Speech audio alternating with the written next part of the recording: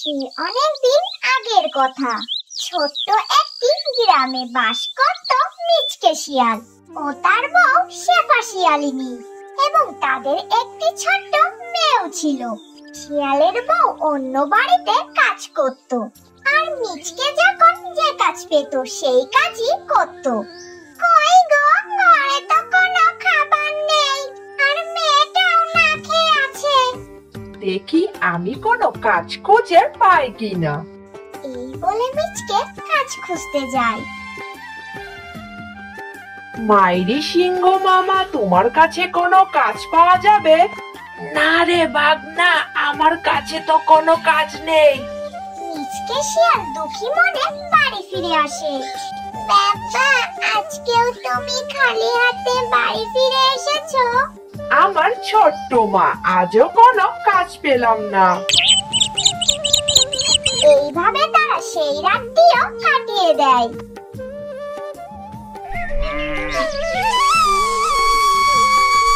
শেফা, আমি যাই, দেখি আজ কোনো কাজ খুঁজে পাই কিনা।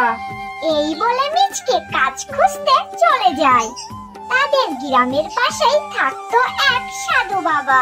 সে মিচকে শিয়ালের পরিবারের কথা জানতে পারে, আর সে বলে, আমি আজকে গিয়ে তাদের পরীক্ষা নেব। যদি তারা আমার সাথে ভালো ব্যবহার করে তাহলে তাদের একটা পুরস্কার দিয়ে আসবো। এই বলে সাধু তার গন্তব্যের উদ্দেশ্যে রওনা দেয়।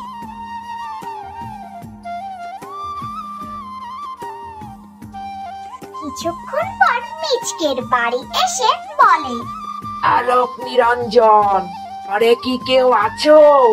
তখনই মিচকে শিয়ালের বউ চলে আসে আর বলে, সাধু বাবা, আপনার কি সমস্যা আমাকে বলেন।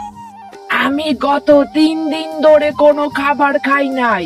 তুমি কি আমাকে কিছু খাবার খেতে দিবে? সাধু বাবা, আপনি একটু বসেন, আমি খাবার নিয়ে আসি। এই বলে মিচকের বউ খাবার নিয়ে আসে। আলোক নিরঞ্জন, খুব তৃপ্তি সহকারে খেলাম। এই নেও মা, আমি তোমাকে খুশি হয়ে এই গাছটা দিলাম। এই গাছটি তোমাকে একদিন অমূল্য সম্পদ দেবে। আলোক নিরঞ্জন। এই বলে সাধু বাবা সেখান থেকে চলে যায়, আর শেফা শিয়ালিনী কচু গাছটিকে উঠানে লাগিয়ে দেয়। তখনই মিচকে শিয়ালের মেয়ে চলে আসে আর বলে, মা, আমি তোমাকে কতদিন বলেছি আমার আর কচু শাক খেতে ভালো লাগে না। আমার ছোট্ট মা এইভাবে বলে না।